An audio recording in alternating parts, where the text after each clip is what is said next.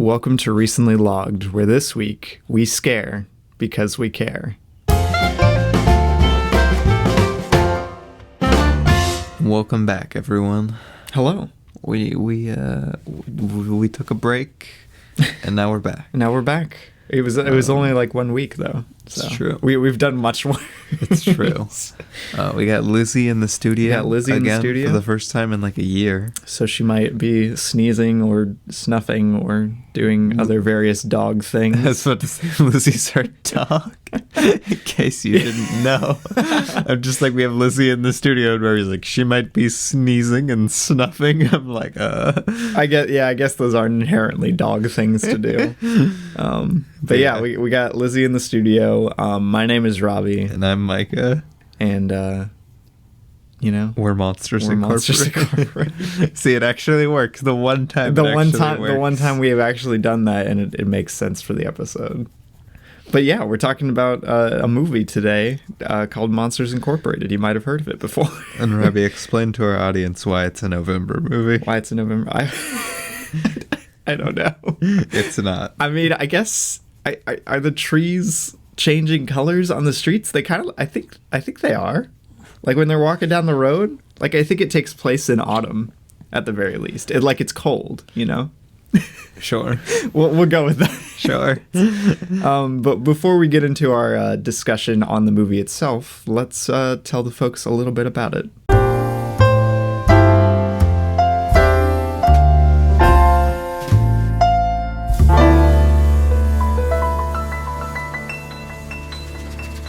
Alright, so as you may have heard, we're talking about Monsters, Inc., which is a 2001 movie rated G.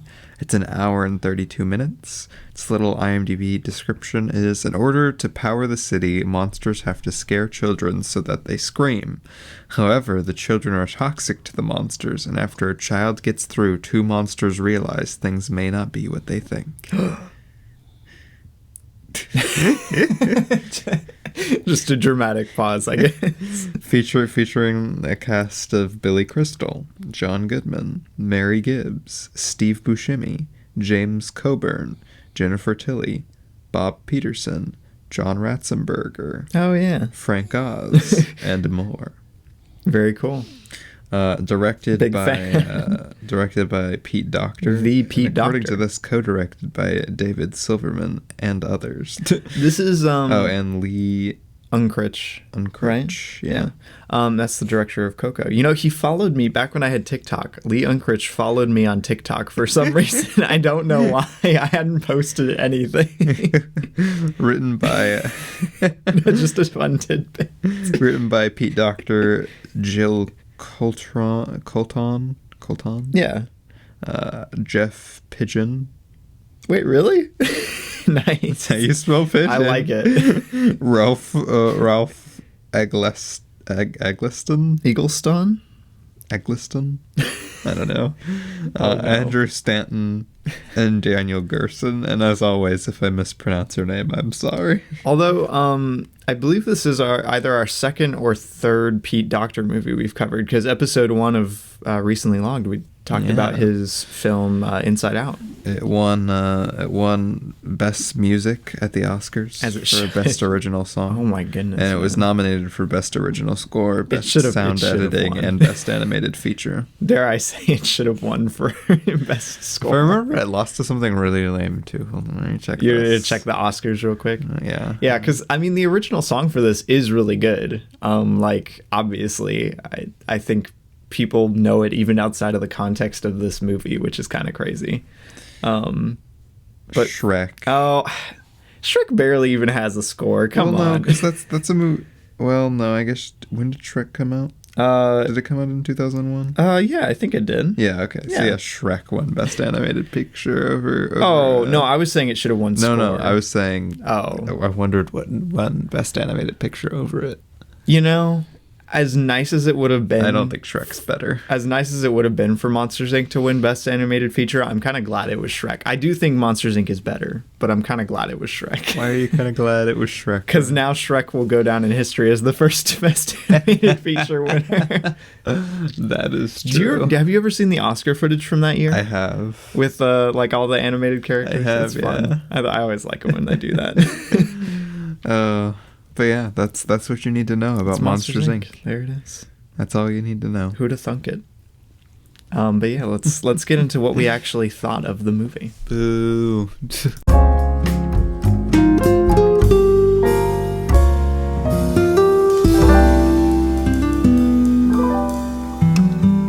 So, Robbie, oh ye best Pixar movie.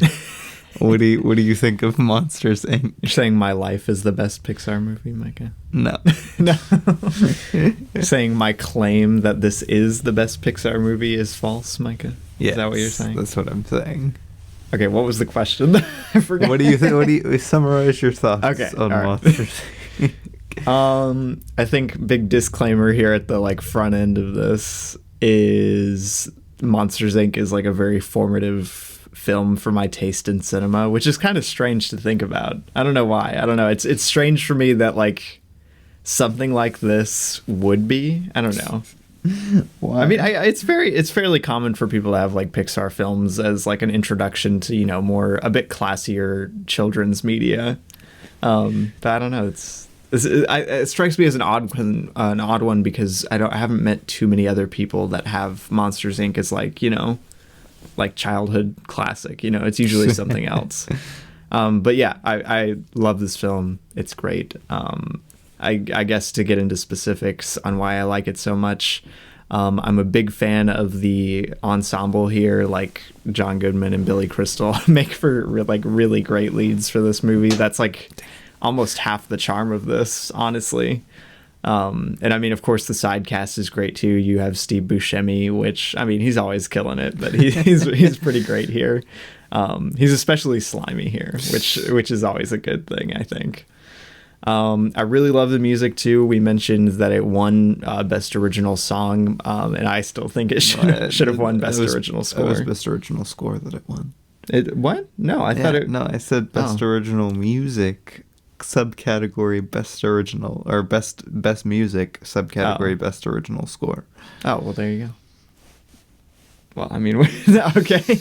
Either way, I think the music is great.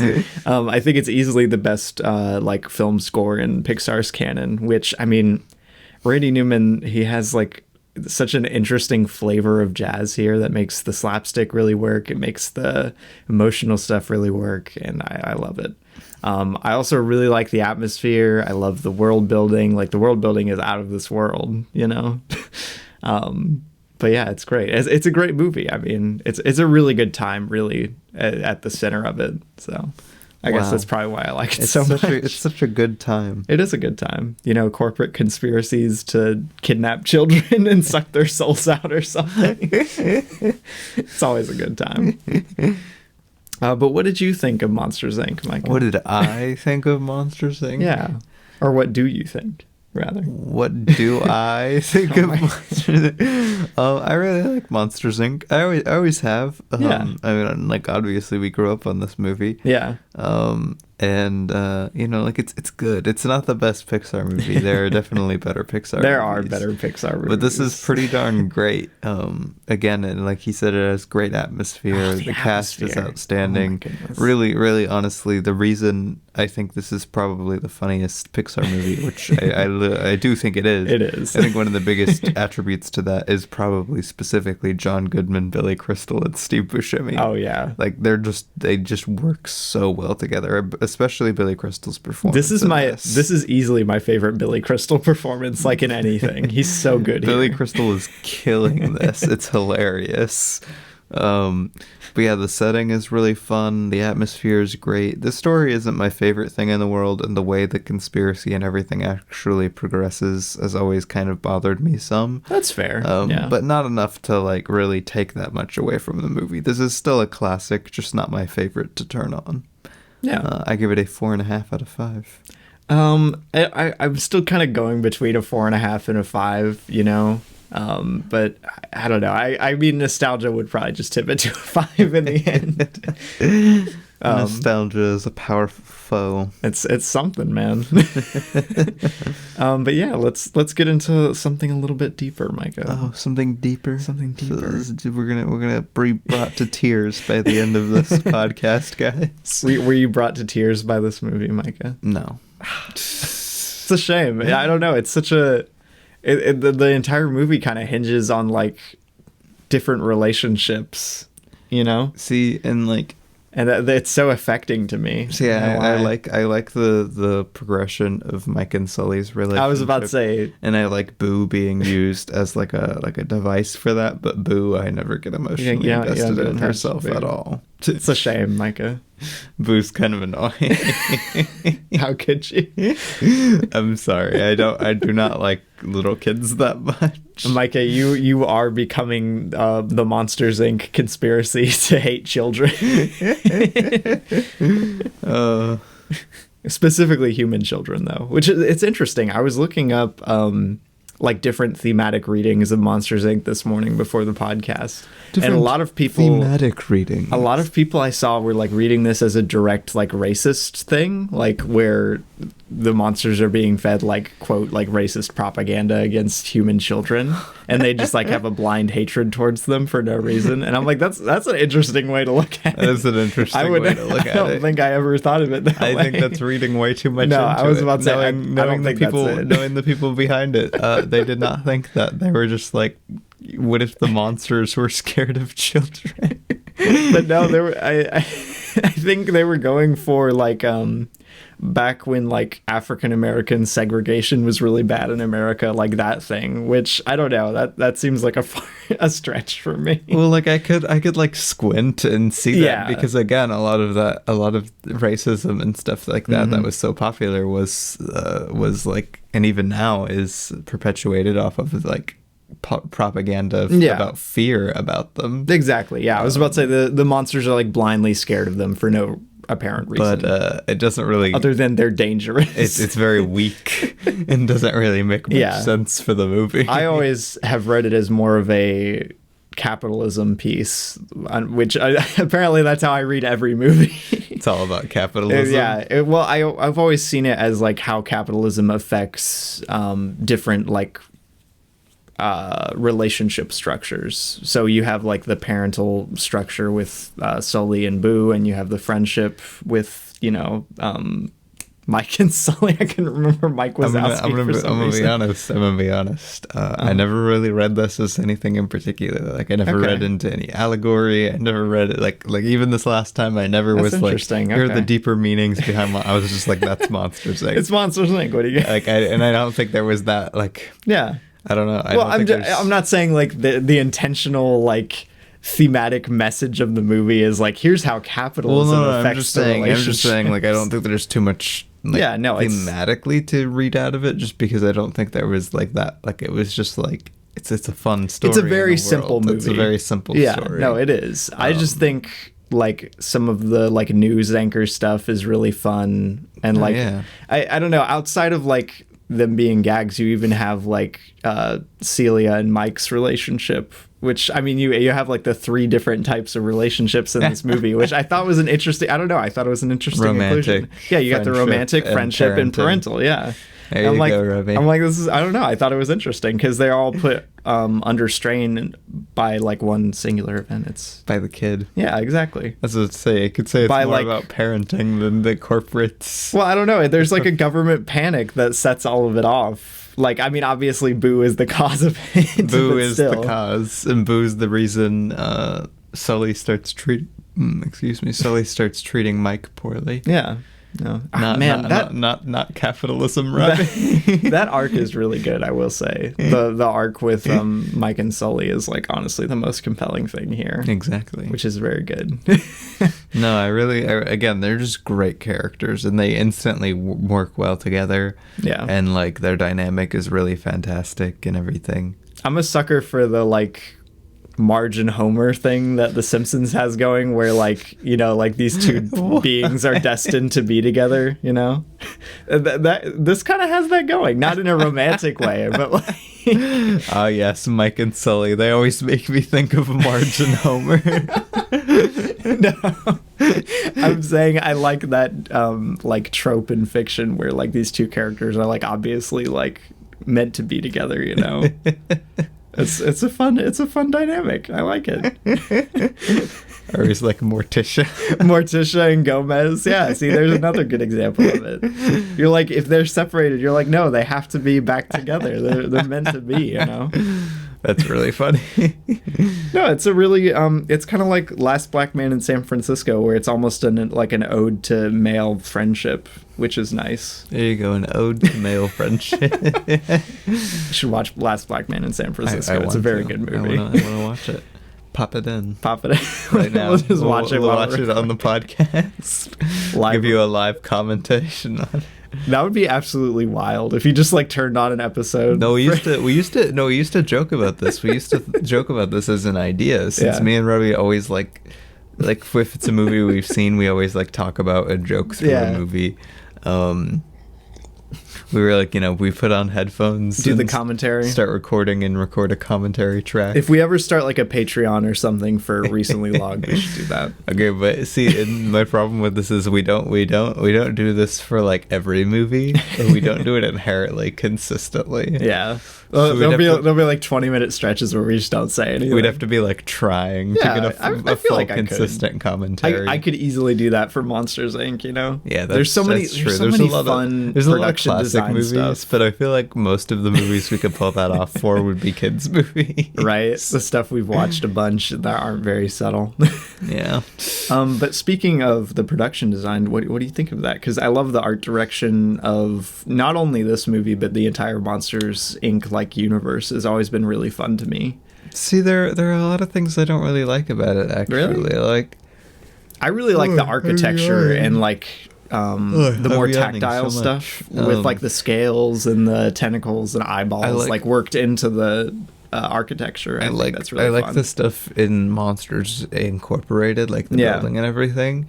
But I love the city stuff has never really sold me. Interesting. And I never really liked it in Monsters University. You know, I was gonna say, you see like some of the skyline in this movie, and I think they actually refine it a bit more in Monsters University, well, like the non-factory looks stuff. very similar to Monsters University in this, and that's just never really been like my style. I think it's fun. We're not putting like hair and elbows on human buildings. It's funny.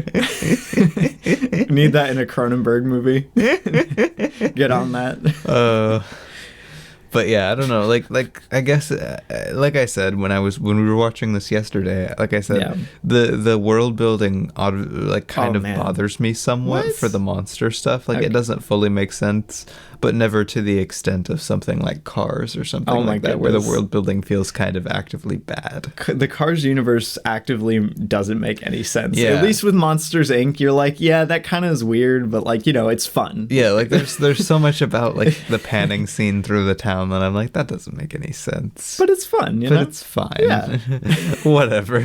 I don't know. Speaking on the world building, especially, because I think that's one of this film's strongest elements. It builds such a fully like realized world. I mean, yeah, like that you like want to talking about like the world, not like inherently all of the world building. I think the world building itself is fantastic in terms of what the movie is presenting. Like you said, it's so efficient. It builds everything and introduces everything extremely fast. Yeah, and the world never once feels like, especially a lot of like late Pixar movies and stuff, where they're like, and here's the land of the dead. Look at all these land of the dead things. That's so land of the dead-y. Instead, it's just like, this is the monster universe. Go for it. You know, it's interesting. I saw this, I think it was a video essay recently. I don't remember who it was by, but they were talking about how modern Pixar movies represent like this weird capitalistic fantasy land. Like almost all of their supernatural or fantasy settings are like very capitalist. And always it's funny, they pointed out all of their all the Pixar movies have like police officers or some sort of police structure. I'm like, this is very interesting. But see, with Monsters Inc., it's very interesting because the like CDA and everything make sense for the plot of this movie, whereas something like Coco, it's kind of a weird inclusion.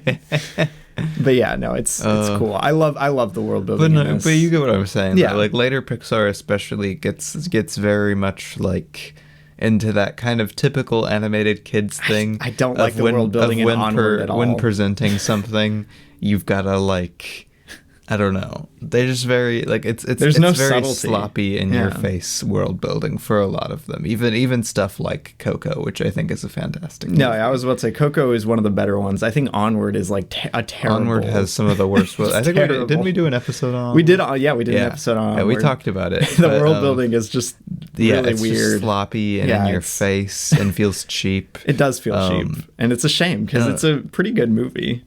And see, and I don't think all Pixar, like later Pixar movies, world building feels cheap inherently, but it's kind of that thing with like, I'm trying to think of a good example of like when you know what Pixar movies should be to a point that like, because you know Pixar movies have to this point have like such a big reputation and such a like a structure that so many Pixar, like later Pixar movies, run into this thing where they just feel like they're trying to beat Pixar movies, and it makes for a lot of cheap world building, a lot of cheap feeling stuff, even if the quality is still there. I was about to say it's a new generation of directors and writers and everything, so they're trying to emulate a lot of the classic Pixar stuff, which I don't know, it always yields, I should say, weird results. Yeah, I was about to say it does not make for a bad movie, but sometimes it makes for a weird vibe while you're watching the movie.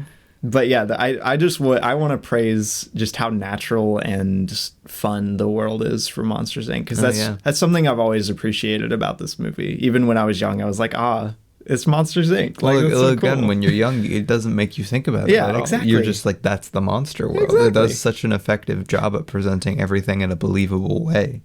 It all feels so natural, and the way everything's shot is so classical. It feels, I don't know, it lends to a very naturalistic feeling movie, which I very much like. And again, it's really impressive that they pull off like a corporation conspiracy movie for kids. I think that's really fun, yeah. And the way they go about it by limiting it to like 5 people of the movie, even though it's this massive factory that powers the entire monster world. Right, and they always give you enough time with each character. Like I get just enough of Water Noose that I'm like, yeah, he's fun, like he's cool. Randall isn't there like too much, you know. Yeah, that's what it's a very tastefully written movie. It's very well balanced between again, like literally like Mike, Sully, Boo, Celia, Randall, whatever his Water Noose assistant is, and Water Noose. Oh right, what is his name?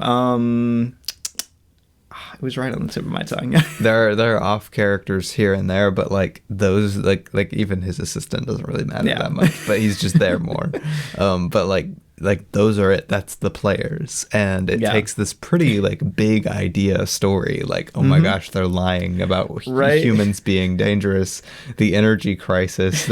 I was about to say there's the energy crisis, the big lie about like children being toxic and dangerous. Then you have like the corporate conspiracy to kidnap all the children. Right, like there's so much going on there, and they do it in such an effective, efficient way with like simplified down to just its core in a way that makes it very watchable for kids and really, really enjoyable. I'm still a little surprised at how natural the twist is, like where it doesn't feel like cheap. Like you're not like, oh, what are they talking about? What do you mean there's a corporate conspiracy? Like that's interesting too, because it's not even on screen that much. Yeah, there's not a whole lot of like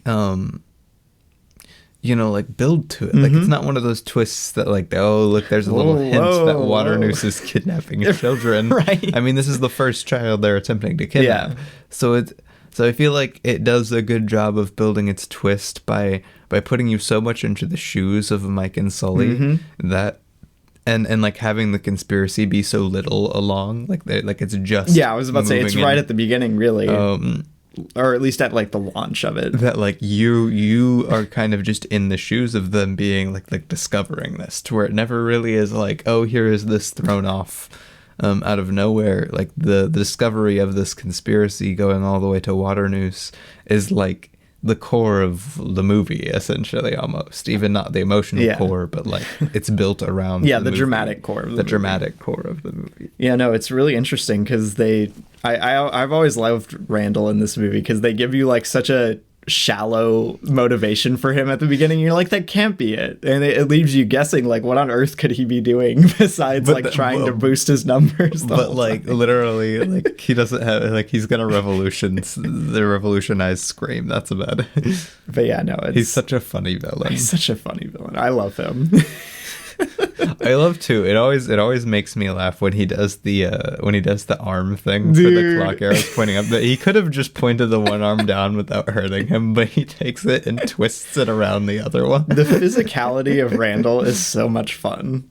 Well, like I said too with Randall, and I think it's really impressive because Sully could beat Randall in a fight 10-1. He could literally like smush him. Right. Randall is a lizard. Sully is like this huge bear. He's like a bear. It's wild. And they do a really good job somehow of balancing in the movie to have Randall be such an intimidating threat. He feels like he could kill one of them, dude. Like, right? Like, well, I mean, technically, like he like honestly, even when I was a kid, I feel like, oh man, he could just like kill Mike when he's strapped to that chair. He very nearly kills both Mike and Sully like 4 or 5 times in this movie. Like, it's kind of crazy how big of like a threat he is, despite his physical disadvantage compared to Sully. And they have him mainly interact with Mike towards the beginning to have that. And then later on, they have him interact with Sully in such high stakes things that, like, I don't know. It's very cool how they balanced his character, because he could be an easy character to be like, wow, really? Why doesn't Sully just like grab him? Oh yeah, but yeah, no. I think the way they shoot all of the more like quote scary scenes in this are really great too. Like all the after hours stuff. I don't know. I always go on about like after hours movies because I don't know why I like it so much. I think this movie was probably the genesis of it. No, there's really, really great atmosphere. But like the atmosphere, it's so tangible once the factory closes. Oh my goodness, it's so good. But like the way they shoot all of Randall's stuff makes him feel that much more powerful. Like he kind of takes on the role of the camera sometimes, which is very interesting. I was about to say, because when you're after hours in the building, you have no guiding force. And everything, the way they shoot it, everything feels very like exactly how it feels when you're in someplace after hours when you're not supposed to be. The only other movie I found that makes me feel like this is The Fits, which is also very good. And then and Randall kind of wields that not supposed to be here energy like extremely hard. He's got that energy. But yeah, no, it's man, I love this movie. It's so good. I'm trying to think of a good question. What is your favorite scene or sequence? That's a good classic. That's a toughie. There's a lot of really good. I just said that's a toughie. That's a toughie. That's a toughie. What the heck? With this being like one of like my all-time favorite movies, it's kind of hard to pick one scene is like my definitive favorite. Yeah, but also this is yet again like there are certain movies where I ask that question where I'm like, yeah, there are scenes. This is another one of those movies that's pretty short and pretty like it's a very breezy movie. It blends into each other. Like each scene it's one of those movies that's so plot driven that like. And it's essentially a thriller. It is. It's a corporate thriller comedy. So, like, you're going from, like, one scene to the next with great urgency. Yeah, no, it has such a great momentum. It never boring. I love it. But for a favorite scene, it's so difficult to choose. Yeah, that's hard to pick. I want to say almost like the introduction. That would be. There's so many good elements about it, which not necessarily the cold open. I don't know if I would necessarily say the cold open. Dude, that cold open, we were talking about this when I was younger. That cold open used to freak me out. The cold open every single time, to no end. Even though I always knew that it was literally going to end in a joke. That was the scariest movie I'd ever seen, was Monsters Inc. Anytime you would get to the end of the credits, I loved the credits. I love how jazzy they are. I love that door opened and I was like, oh crap. The blue door would open and you would go through it and you're like, oh man, it's about to get real. Which again, I I had seen the movie so many times, I knew that it was going to lead to literally him failing and it being a joke. Which, I don't know why it scared me so much every time anyway. Yeah, but I don't know. I would probably say the introduction of Mike and Sully is so much fun, and it's really funny, and it sets up their dynamics so well. The pacing, the world building, the dynamics, they're all at their sharpest probably in the first 20 minutes. Because they're introducing so much. You get the Mike Wazowski being covered up by stuff gag introduced in that. And I used to love this. That used to be my favorite bit growing up, and I still really love it. But the alarm clock radio thing being Mike. I love that. That's such a good way to set up their dynamic. I love it. And Monster, we should talk about Monsters University one of these days, because the one thing that movie does really well is their dynamic growing more naturally. No, I mean, but you can't go wrong with John Goodman and Billy Crystal. I was about to say they have such a good dynamic, such good chemistry. It's crazy. It's out of this world. And I mean, it's John Goodman and Billy Crystal. Right. So what are you gonna do? But I'd probably pick Sully getting up and the whole training montage and I definitely think that's one of the best parts of the entire movie. I also really like the big action climax thing through all the doors and everything. That's such an inventive set piece for a kids movie. What's going on? That's such a fun. It's Robbie's introduction to why he loves Inception. I love. We're drawing it back to all of my favorite movies. Apparently, Monsters Inc. was the most formative thing for my taste ever. But yeah, the way they mess with the physics of it, the stakes, they make it feel like they're just gonna fall off the doors at any moment. Dude, no, it's such an impressive thing, and it's such a cool set piece build to the factory. We've grown and grown to get to the entire big thing with all of the doors. Yeah. It's such a good progression of the world and the stakes. It's a really I just realized how brilliant it is, because the entire movie you never see where the doors come from. So and you see how massive the factory is from the outside. Yeah, that big that huge reveal factory is so cool. That's not the scare floors. Yeah. And not only that, but the camera always kind of, and again, it's part of the atmosphere, but the camera always feels like it lingers on every factory movement. Mm-hmm. And one of the movements is always where those doors come from. I was about to say, you just see them come float out of this mysterious tunnel. It's man, and that reveal. There's so much good atmosphere. Okay, I'll talk about this real quick. The show that came out on Disney Plus. Monsters at Work, yeah.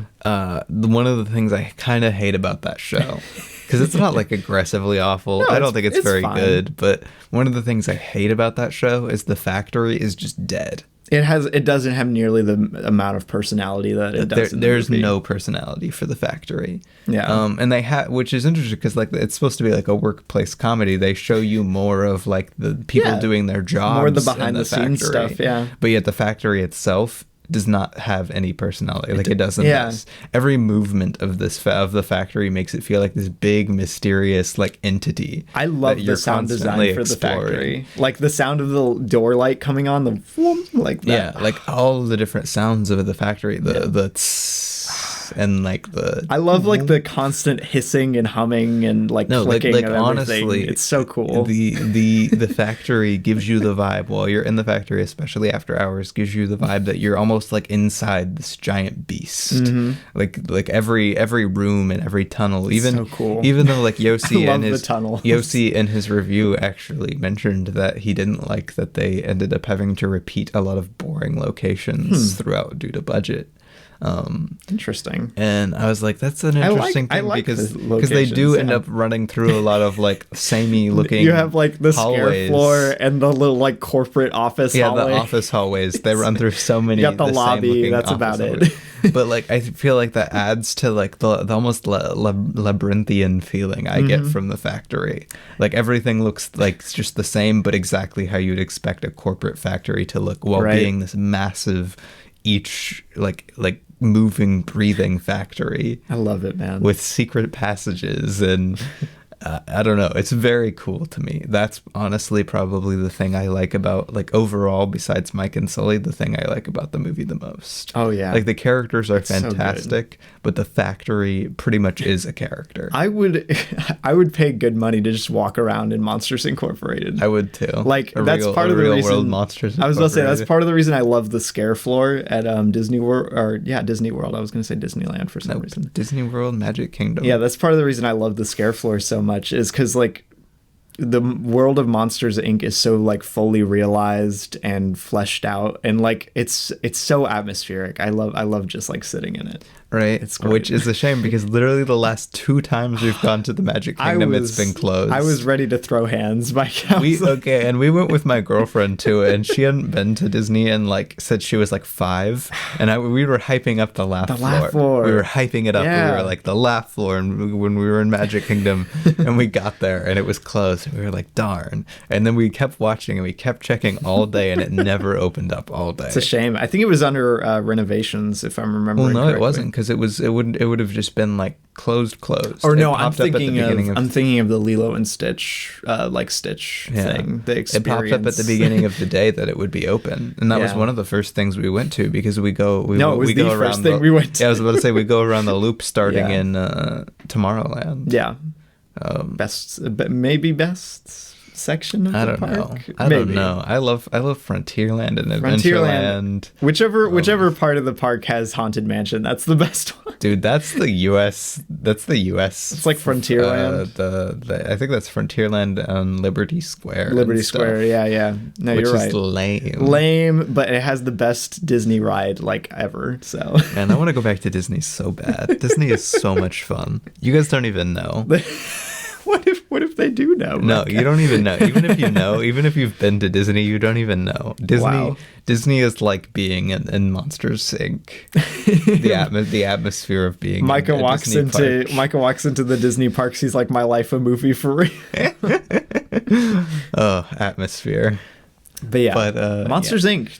Very good movie. You said the Inception thing, and now it's all Robbie, over. Think about it. They go through a bunch of different different levels of stuff and through different doors, and like there's a climax thing in a snowstorm on a snowy mountain. Oh my goodness! Inception. Speaking of which, though, Robbie, what do you think about all of the Himalayas stuff? I really love the Himalaya stuff, which is, I don't know, it seems surprising because it seems on paper like something I would hate, like the arbitrary, like, end of the second act breakup before the because it's very much like, here is the end of the second act. Yeah, right. No, I love how clearly like split into acts this movie is. Here is the Boo is the inciting. I was about to say Boo inciting incident. Then you got their banishment as like the hour of darkness or whatever. And then you got a very clear like action like set piece to. Tie everything up. It's a very clearly structured movie. But again, a lot of the early Pixar movies were very like bare bones structured. Yeah. But like somehow worked better than I was about to say. Pixar they thrive in their simplicity. It's great. But yeah, no, I like the Himalaya stuff. I think the character like beats hit surprisingly better. Like especially this time around, where I was expecting it to be like not as good as I remembered it being. But like, I don't know, the tension between Mike and Sully is actually like really good here. I like it a lot. See, I like the Mike and Sully stuff in this. Yeah. Growing up, the Himalayas section was always my least favorite part of the whole Mike movie. is like, darn, we're getting to the Himalaya. Just because I really didn't like the location at all, and I wanted them to just get back to the factory, and I knew that they always were going to just get back to the factory, so it felt kind of arbitrary to young me who didn't care about the emotional stakes. So I was a little bit worried about that watching this again, but I was pleasantly surprised with how little amount of time in a good way that it's they like spend. it's like one or two scenes really. They don't mess around. They stick to keeping with like the emotional core and their relationship and everything, and having like that heart to heart. And then they figured it out. They go. Yeah, exactly. No, I've always admired how, like I said, it's a very swift movie. It's a very swift isn't the right word. That's too light. It presses forward with a great like intentionality, which I've always liked. Yeah, I was about to say, like, Sully leaves Mike and you're like, oh my gosh. Yeah, Sully right? just left Mike. You're like, dang. In the Himalayas. But then when Mike ends up coming to the factory too, and he's got his little heart to heart, right at the same time that they introduce the water nose reveal and all, like, well, I mean, like, they did that before, but I'm saying, like, fully bad guy water noose with the machine and everything. It's great. Like, then Mike comes back and Randall's choking him out. It's the pacing. It doesn't waste any time, man. Make it work really well. Absolutely. And a plot point that I normally, like, especially child me, would not like. I thought about that while we were watching it this past time. I was like, Micah's probably hating this right now. But yeah, no, I think it's handled especially well. I don't know why, but I just don't like conflict like that in movies. But it handles it really well because the friendship is really believable, and the way they go about building that like that hurt that Mike has is very real, even though I love it, man. And like they resolve it in a very lifetime friend kind of way. Yeah, it's so good. This movie just rocks. I think definitively. No, yeah, it's very impressive. It's very cool. Yeah, like I said, there are some things I'm not a big fan of. Okay, all right, let's talk over the stuff we don't like. Let's talk critically. Yeah. And it's kind of difficult because I've never really been able to place some of the things that I don't like about it, and I was really trying to this time. Like searching for specific reasons that I don't like some of the way things play out. Mm-hmm. And I think a lot of the specific reasons are just like things not fully working for me. Like things I think I wish they would have given a little bit more time to. Like they work on paper, but like a little bit more to Randall and Waternoose, and like a little bit more to progressing the plot. I know they're not like emotionally as important, but it always kind of bothers me how this movie, like even though I love the climax, just how this movie completely wraps up. It feels so too neat. No, I don't know. Like, okay, what you said you kind of figured out some more. I still couldn't like put to paper what it was exactly that didn't fully work for me. Did you? Because you said you had found some things with it. Honestly, I think a lot of the way it breaks into its second act is really sloppy to me. I don't know. Like, Boo arrives, and then you have the Harryhausen scene, which has good stuff, but that's always been my least favorite scene in the movie. Harryhausen. Like, there's like really funny like gags, and I love the little like newsreel thing afterwards. Like, that's fun, but that section of the movie has always kind of been bothersome to me, and I don't know why. I think it's just it doesn't feel as smart as the rest of it. Like, it's very blunt, and it's very, I don't want to say like rushed, but there's just not enough time to breathe, really. Yeah, like, and I think that's kind of what I was saying, how I feel with some of like the conflict stuff with Randall and Waternoose. I wish there was a little bit like more time with stuff, a little bit more time to breathe, because on paper, like the actual motions that they go through, I think are fantastic. Absolutely. But at the same time, I always get this feeling of like, that's not a perfect movie. Like, that doesn't hit everything like it should fully. Yeah, that's fair. And actually, the main thing I was going to bring up is like the reason I didn't jive with it as much on this viewing is, I think honestly it's because the atmosphere is so good that I wanted to sit with it a little more. Like, I wish some of the shots were just like a couple seconds longer or something, just giving this movie a little more time to breathe, not only between like shots, but in between like some of its sequences. Yeah, I was about to say, because its lightning pacing is part of what makes the bare bones structure work so well. But it could have had a little bit more padding to the structure and a little bit more time to breathe in its I don't think they should have added or cut any scenes in this. No. I think they should have just lengthened or shortened some of them. Is honestly would be my biggest criticism of it. Even some. I don't know. Like, there's still something that at its core bothers me about Randall and Waternoose. I want something more. They need, you want like, something other than just them being greedy? No, they need like one more scene. Like, they need a little bit more, and I would be satisfied with their characterization and climax. Yeah, I almost wish we saw them like together at least once, because I think they're almost completely separate for the entire movie until the end. Save for Invisible Randall opening the door when they get pushed out. I don't think we see a single scene. With I wish it felt more like a conspiracy, you know? Yeah, like I wish there was instead of just like Waternoose hired Randall to do right. Waternoose was like, Randall, make this machine, and he was like, okay. Yeah, like again, I wish there was like a little bit more like plotting and conniving from Waternoose and Randall. I could see that for sure. Again, I mentioned that it's so early on in the conspiracy that it helps them, and you'd have to change some things to have it any differently, because like, again, part of what makes it work so well for being as simple as it is that they just kind of stumble upon the conspiracy while it's at its very beginning. I love how natural that reveal is. Which it makes for a very natural reveal, but like they could have had something a little bit more, I think, for actual like that's fair. Figuring out stuff, instead of just being like, oh, I guess Waternoose would kidnap 1,000 children before he let this company down. That line goes so hard. That is one of the most iconic lines. Well, and again, for it feeling a little rushed, I think too. Again, that scene works really well for a reveal, but at the same time, like, it's kind of mind-boggling how Mike ran all the way around with the CDA and convinced them to sit down in this room instead of tackling him and like arresting him. He convinced them to run specifically around to the viewing room for the simulation room and like sit and be quiet while he confessed, essentially. It's funny. I don't know. You like, again, they're just tiny bits. I could see nothing major, nothing big enough that, again, I feeling like they needed to like fully cut or add scenes.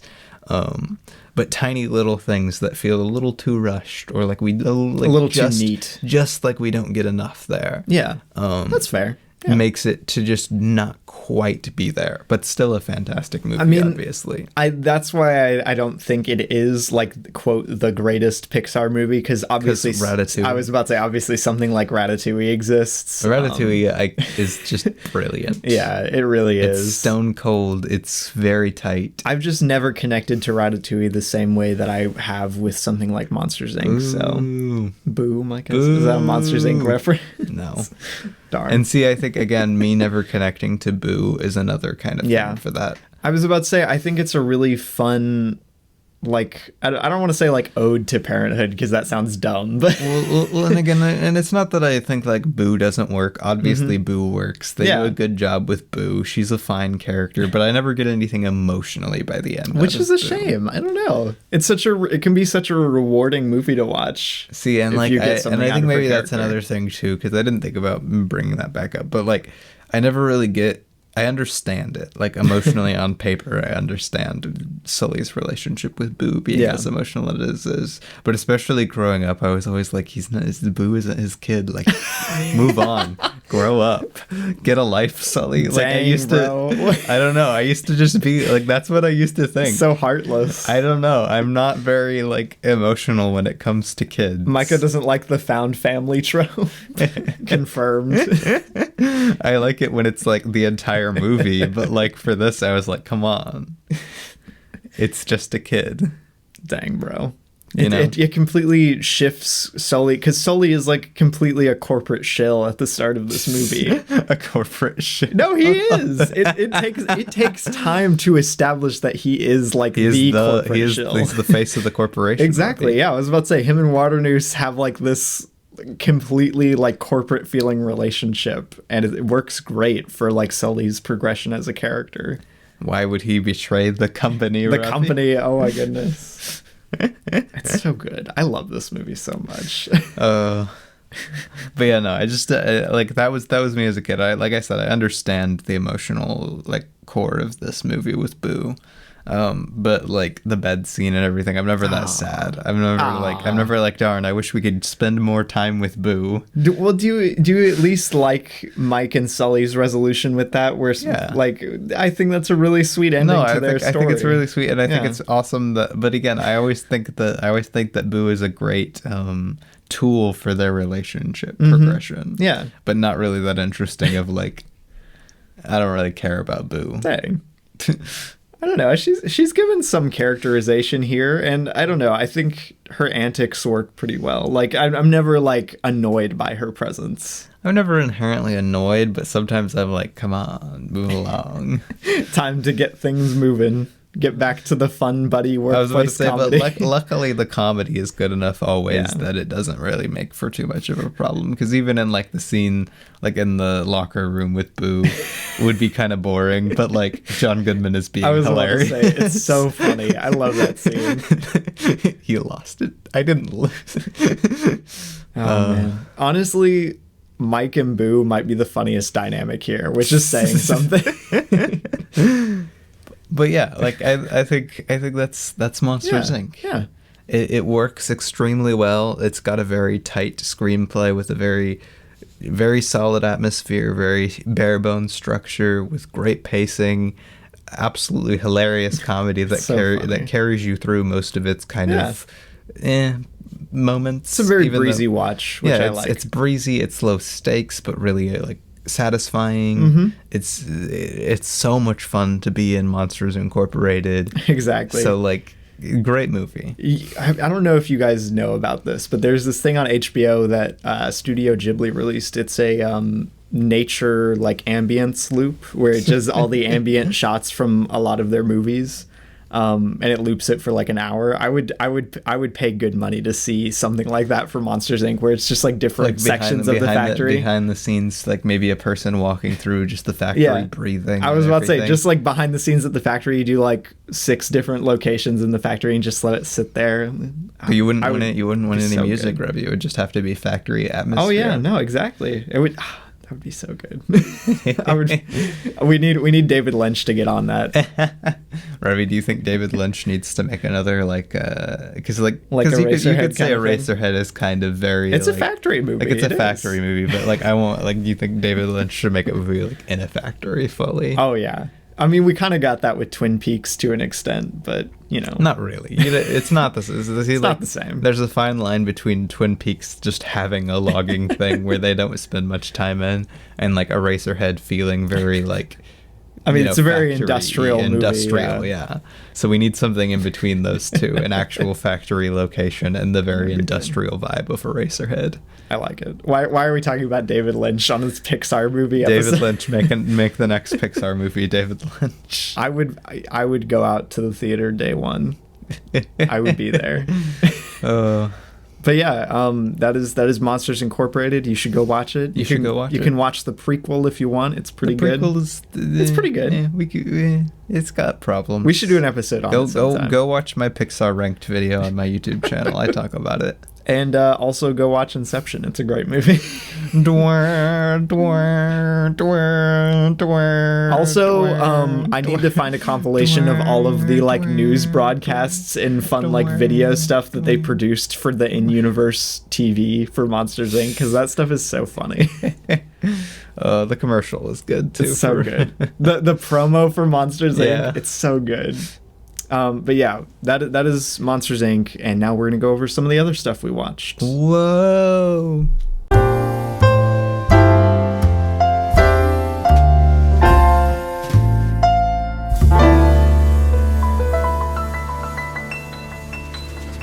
Okay, so for those of you who've never made this far in the podcast or are new to the podcast, we do this little thing at the end called What We Watched segment, but we got a really long one because we took a week off and we've been watching a lot of new movies, so we're going to try and go fast, but we give brief thoughts and brief ratings, and we be brief. Be brief, Ravi. Okay. We're starting on October 31st after our Scream 3 episode.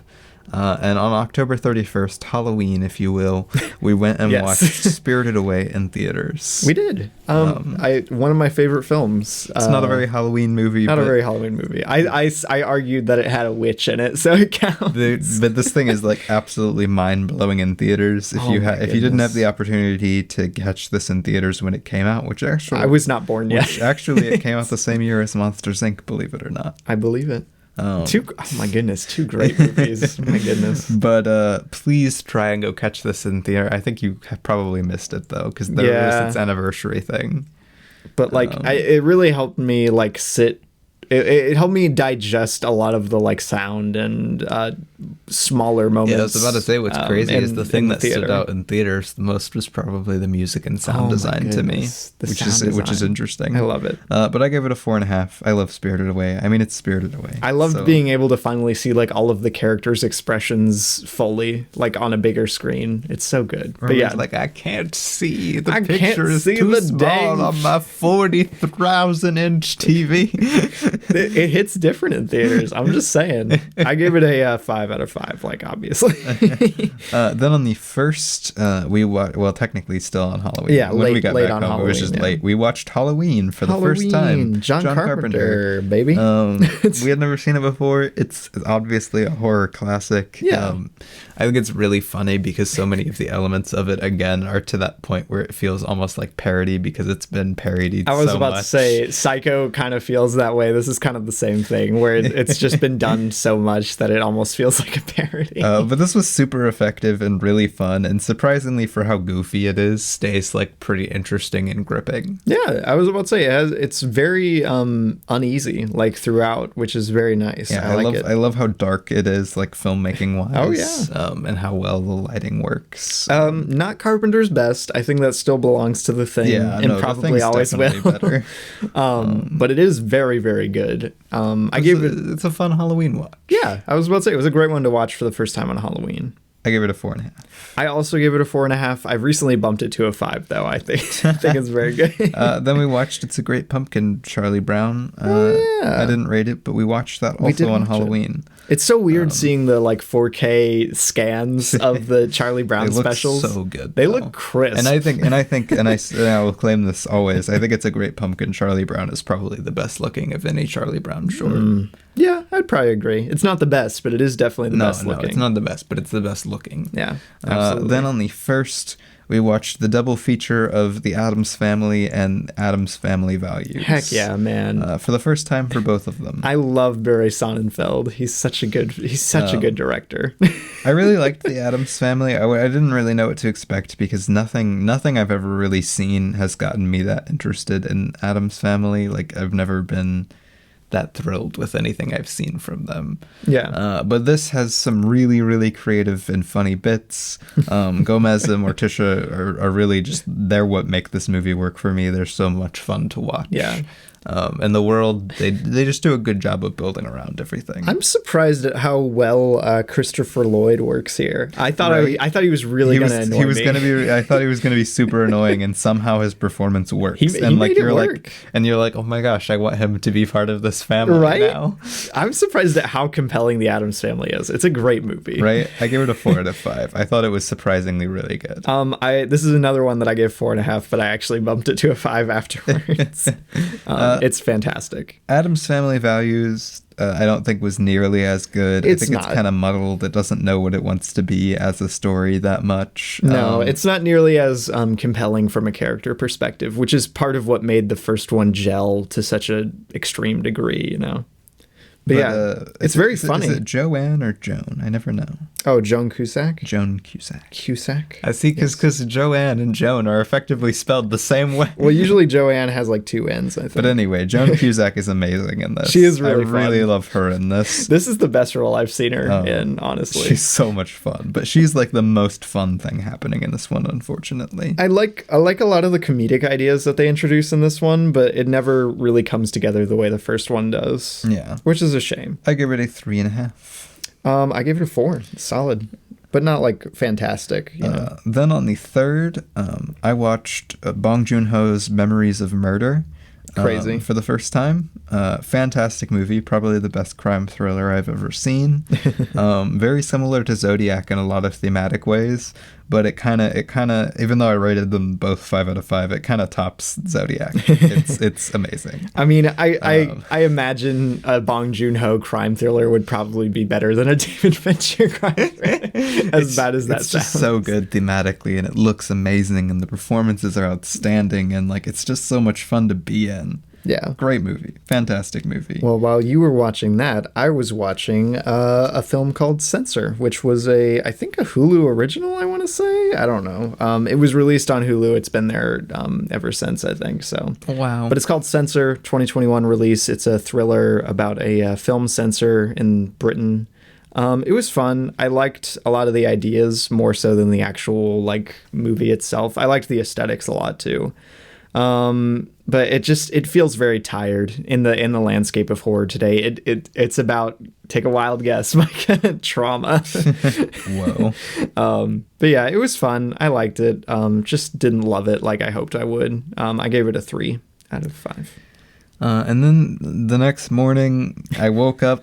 Actually, I was dragged out of bed on my day off, and they're like, we were waiting to watch this movie with you, and it turned out to be a movie I didn't even want to watch. Shame. So I was kind of disappointed, and then it turned out to be a bad movie. It wasn't bad. It is not a bad movie. We watched the 2013 Carrie. We did watch the Carrie remake. Which is a bad movie. It is not a bad movie. It is a...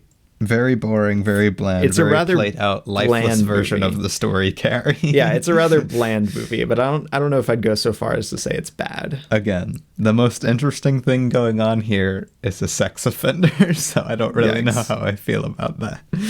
But yeah, no, it's a weird movie. I really want to see the De Palma version so I can have a little more context for this, or maybe even just read the Stephen King book it's based on. But I know I liked some of the cast. I liked some of the visual effects. Chloe Moretz never really like sells me and almost any role I've seen her in. She's good in some things like Hugo, yeah. But she just does not, like, nothing about Carrie as a character is sold to me in this. I was about to say, it feels like a miscast, honestly, because I do like her, but she doesn't really seem like a good fit for this role. Even the mother stuff doesn't fit. That's the worst part of this movie. Like, the core of what makes Carrie progress as Carrie does not work in this movie. Yeah. They don't feel honestly that aggressively mean to her, save for like one scene at the school, and it seems to be just one girl who is clearly like losing it at who has like a vendetta. Yeah, it's not like the whole school making fun of her. She seems pretty popular, like not like popular, but she seems like pretty like not hated. She's not popular, obviously, but people leave her alone most of the time. Yeah, right? I was about to say, there's not like people endlessly mocking her. But yeah, no, Carrie 2013 is not really all that good, but it's not, I would argue it's not all that bad either. I gave it a 2.5. I still had fun. I like the gore. It was fun. But I gave it a 3. I thought it was all right. Then later that day, we rewatched Over the Garden Wall. Over the Garden Wall. We watched through the whole thing, and Over the Garden Wall is a masterpiece, as always, and I love it so much. You should go listen to the episode we did about it. I love being able to sit down and watch the whole thing, too. Oh, yeah, no, it's great. I love watching the whole thing at once. It's great. It's just so I gave it a 5 out of 5, if you can imagine. It's a masterpiece. It really is. And then on the 5th. Oh, on the 5th. I watched something on the 5th. You watched something before I did. Whoa. On the 5th, I watched Good Time, my first feature-length film from the Safdie brothers. Indeed. I'd been really interested in this for a long time from the stuff that I had seen from it, and I'm a huge Pattinson fan and Benny Safdie fan. Benny Safdie always kills it, man. He's such a good actor. And this movie is crazy because I absolutely love what it's trying to do, and it looks amazing, and the performances are outstanding, and the emotional core is brutally good. But it just doesn't feel like it fully pulls everything together like it should. Like, some of the elements just feel disconnected in a way that pulls you out of it, and then, which is sad because, like, yeah, it's a shame. The craft is outstanding, and literally, I think Robert Pattinson's performance in this and Benny Safdie's performance in this are some of the best I've ever seen. I like that he's one of the main characters. That's funny. And like, dude, like, Benny Safdie's performance, like just that his character in the movie made me cry. Like it's really tragic. Dang. Okay. It's such a good idea for a movie. Not a good time. Very bad time in terms of anxiety and stress. But yeah, there's just things that feel disconnected that make it feel not quite there, which is sad. And it makes me really want to watch Uncut Gems because I hear it's better. All right. I give it a 4.5 out of 5. I can't wait to watch it, dude. It sounds like a great time, honestly. And then on the 6th of November, I watched Juno for the very first time. You know, it was pretty good. It was better than I expected it to be. Which is like, you know what makes me think November? Juno. But I think it's surprisingly understated, almost like I don't want to say Napoleon Dynamite because that carries a lot of baggage with it for some people. But it's a very nonchalant movie, and it hits its dramatic beats surprisingly well. Like it's almost like a classy kind of movie, which is strange. Not what I expected. I really like J.K. Simmons here. Elliot Page is really great here. Michael Cera is, he's not in it nearly as much as I thought he would be, but he is really great for what little bit he is in it. So I liked it. I thought it was pretty great. I gave it a 4 out of 5. Also on the 6th, on a technicality, why do you have it on the 7th? I don't know. We finished it on the 6th. Oh, well, I guess I'll have to change it. We finished The Haunting of Bly Manor. We had been watching it for the week, I guess. The week. It took us a week to watch it. Bly Manor, Mike baby. Flanagan. We haven't watched Hill House yet, which technically came first, but we watched Midnight Mass as our first introduction to his work. We're watching them backwards, apparently. But yeah, Bly Manor is fantastic. Oh my goodness. It was great. It was really, really great. I love how it plays out as kind of a gothic romance. I think it balances its characters really, really well. Mm-hmm. I think it's interesting. I think it's scary. I think it's beautiful.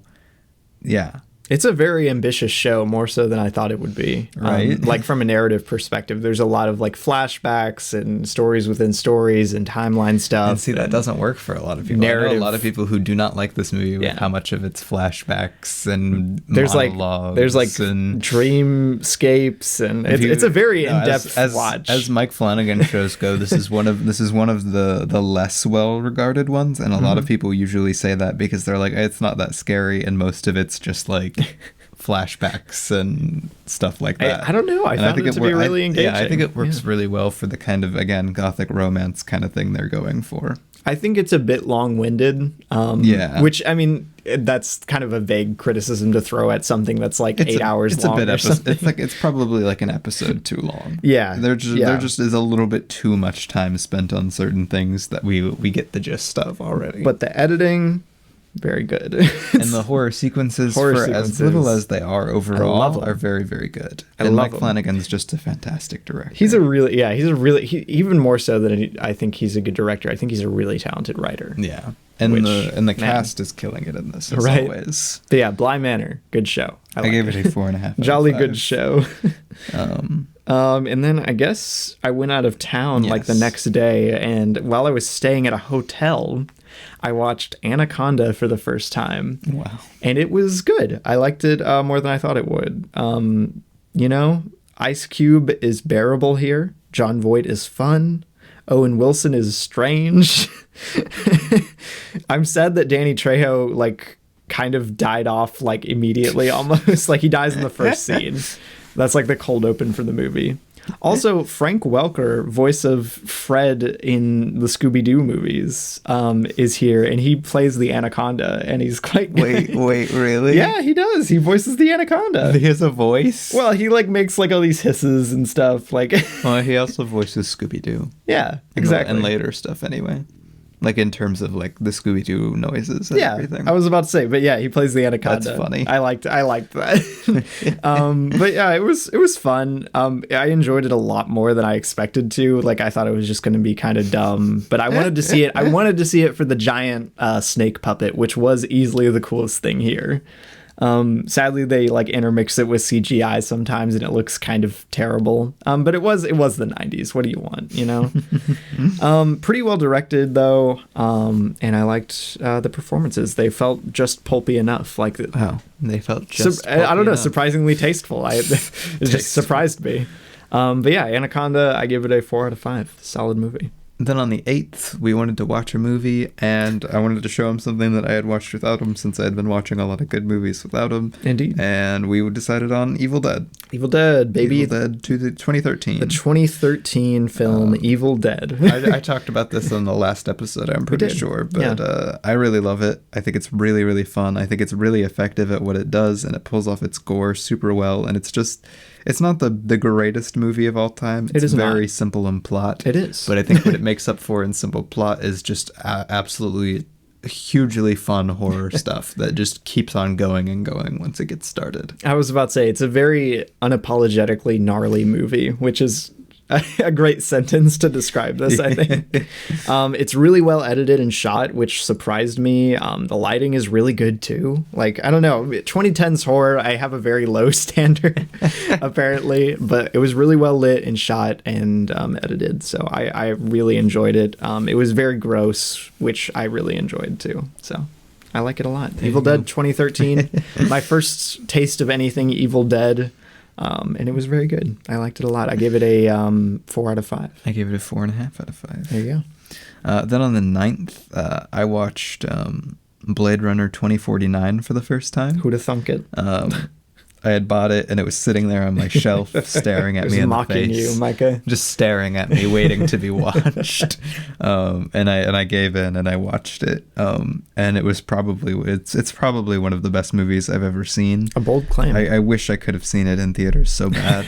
and it's interesting to say that, because I think it's not quite like there are elements that I think other movies may have, like maybe more together technical prowess or more strong emotional cores or stuff like this, but this is one of the best like movies I have ever seen. It is a movie. It is like this I felt very bad for not watching this in theaters. I got like super like into it, even if I didn't understand everything in it, because it's a very like it's one of those kind of movies where you don't fully understand everything, but you feel every moment. It's beautiful. It's got absolutely outstanding cinematography. The performances are great. The progression of the world is outstanding. Everything about it is interesting, engaging, complex, and beautiful. There you go. So yeah, I really loved it. Who would have thought it? That Blade Runner 2049 is a good movie. and guess what? It's better than Dune. Womp womp. Womp womp. I still really love Dune, and I love Denis Villeneuve. And if I would have seen that before Dune, I would not have been as worried about Denis doing a Dune movie. Because like without that's such a sci-fi blockbuster, like Blade Runner 2049 is, in like every best way possible. So tackling Dune is like the next step from Blade Runner. There you go. But yeah, great movie. Can't wait to see it, man. I gave it a 5 out of 5. And then on the 10th, I watched The Skeleton of Miss Morales, which is a Spanish horror comedy. Pretty good. I like better than I expected, honestly. I don't know really what to say about it other than the fact that it was like pretty well shot and the comedy lands pretty well. I don't know. It's a good like dark comedy, which I always appreciate. And yeah, I don't know. There's good performances, solid cinematography. I liked it. It's a fun, enjoyable watch. I gave it a 4 out of 5. Nice.